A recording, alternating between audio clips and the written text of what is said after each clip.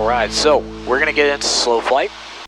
Once we're within our wide arc, then we can put in flaps. So we'll go ahead and put in some flaps. So I'm going to go 10, 20, and 30. So with slow flight, when you have all those flaps in there, you're going to have to add a little bit of power back in there just to be able to maintain your altitude. Usually for this airplane, it's about 2100 RPMs. And the purpose of slow flight is to be right about 5 to 10 miles per hour before that, after that beginning of the wide arc. So we're going to pitch for our airspeed and power for altitude. So 60 to 65 is a good little range here for slow flight.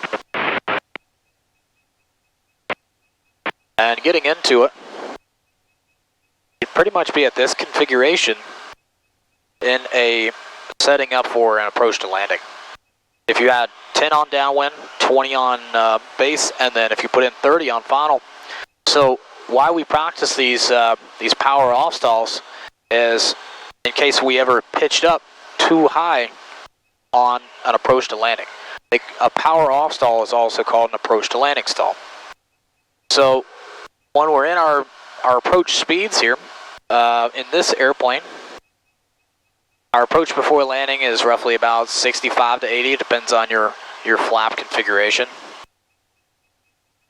So with an approach with flaps 20, it calls for 69 miles per hour. With approach flaps up, 70 to 80. So with 30 degrees flaps, it's going to be closer to that bottom, about 70. So what we're going to do is we're going to pitch for an approach speed about 70. And we're going to start pulling out all that power at the same time we're flaring out. So there's 70, so I'm going to pull carb heat.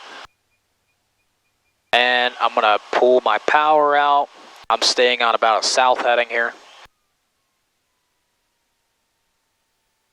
And I'm going until we hear the stall horn. There we go, and we can recover. So nose comes down, full power, and you're climbing away.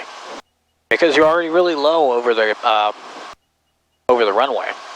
So to simulate this, you have to raise that rate of descent really quick. You have to stop that descent. So once you have positive rate, and you're not losing any altitude, you want to stop that, then you can start taking out your flaps and getting more recovery in there. Just try not to get too slow up on your recovery. Make sure you're still within a good climb there. So for this airplane, your VX is 68. And we're climbing away. So we got a whole bunch of power in there now. And we can start our climb out.